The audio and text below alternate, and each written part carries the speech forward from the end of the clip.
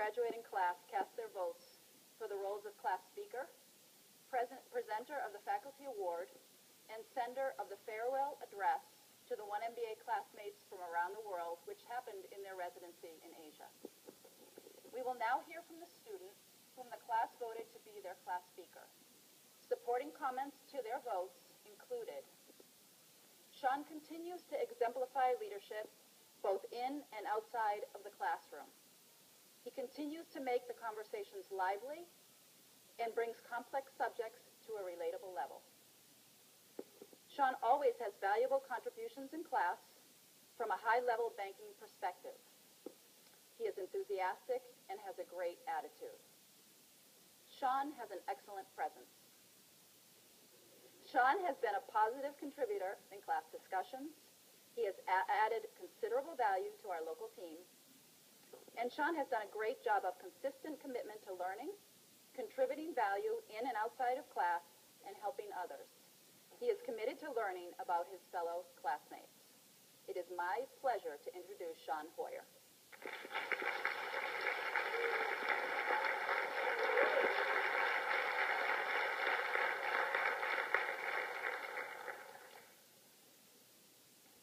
Thank you very much, Sarah. Well, first of all, I just want to say on behalf of the class, I can't believe my first opportunity to speak publicly on behalf of the OneMBA class of 2013. I've got no control over my wardrobe today. For those of you who know me, this can be a challenge for me, so I appreciate you bearing with me. Secondarily, I do want to make a comment, and it's more self-serving, that today, in fact, two of the student speakers are in fact bankers, and it's been, as probably many of you know and appreciate, for the past several years, it's been a while that bankers have been able to speak publicly without fear of rejection, comments. So again, appreciate that as well. Before I begin, I just want to take a moment to again echo the thanks of everyone this morning for our families, our friends, but also the staff and the professors and the faculty that have helped really take us all to the next level, both academically and culturally and professionally. And so I want to take a moment to just, again, recognize our family and the faculty and staff of OneMBA. Thank you.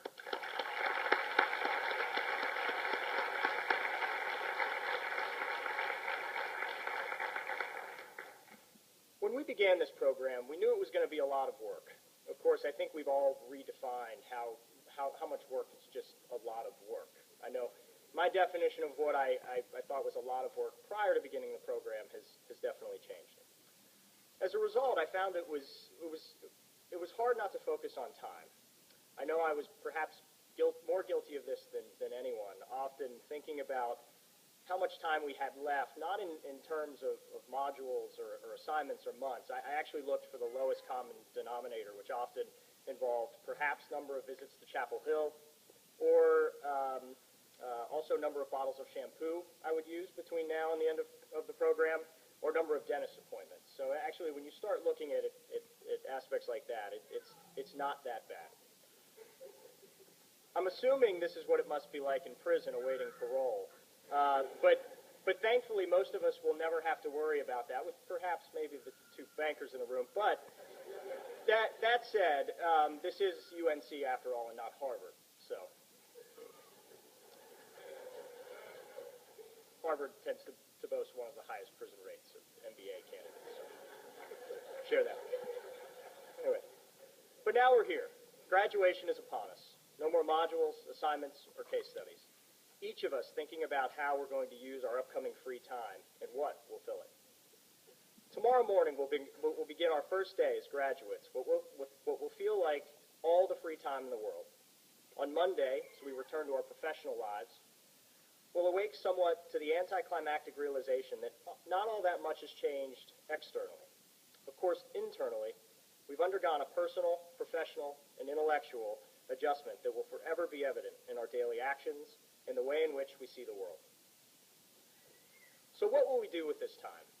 I'll save the audience the list, but I can assure you sleep came up quite often in our discussions. Understandably, our families will deserve a generous portion of this newfound time.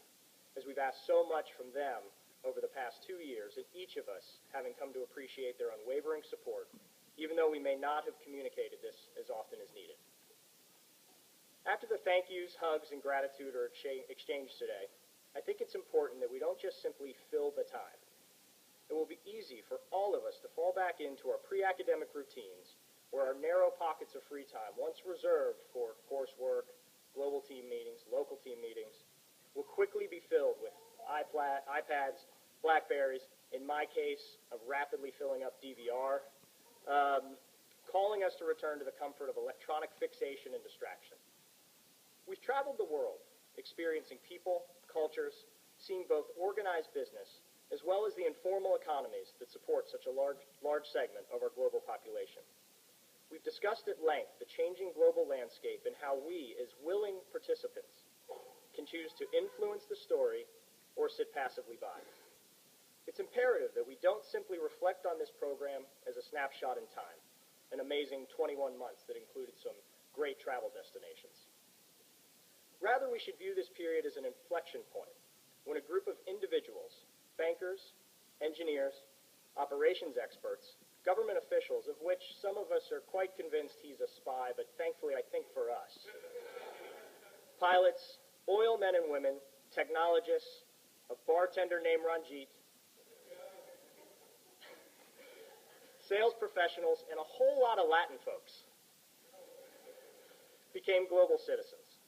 Our perspectives indelibly changed forever by this catalyst, which caused each one of us to learn the collective value we each bring to bear. We must be thoughtful stewards of our time. We'll be awarded back this afternoon in the days, months, and years ahead. We must hold ourselves accountable to assure that we've learned to pursue our passions, which I'm guessing for most of us should not or does not include returning emails at 2 a.m.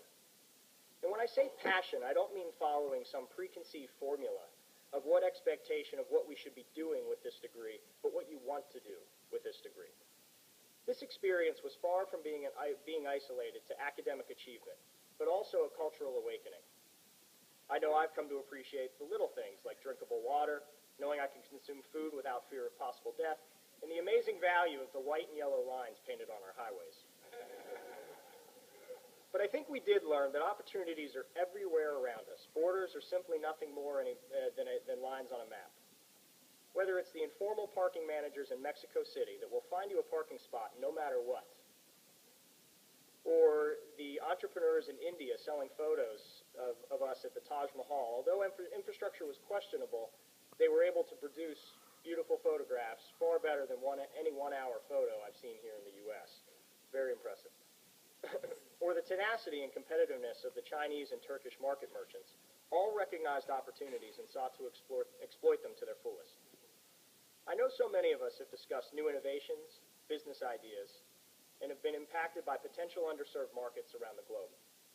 I remember Professor Bruce telling us during immersion weekend, we also discussed it yesterday as well, that he would not measure our success in the years to come by our salaries, but rather the number of in-the-money options that we held, because that would define our contributions to the creative core of our firm.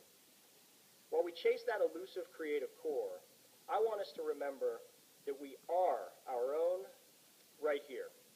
The 30 of us and the roughly 80 international colleagues that earn this degree together will forever have a business incubator, a reference library, board of advisors, talent pool, and a support network, all of which can be leveraged.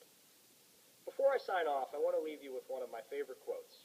Being from Pennsylvania with a passion for history, I read this a few years ago in a book titled Conquering Gotham by Jill Jonas, which was the account of the Pennsylvania Railroad's push into New York City.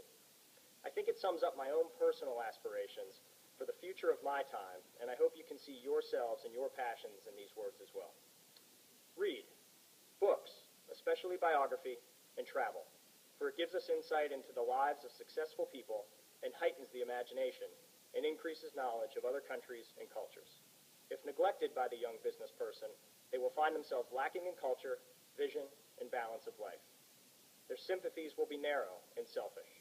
They must stand for the best things in life and use their service, influence, and money to advance them. The world gets nowhere with stand-patters or indifferent people. Samuel Ray, President of the Pennsylvania Railroad, 1920. Thank you very much.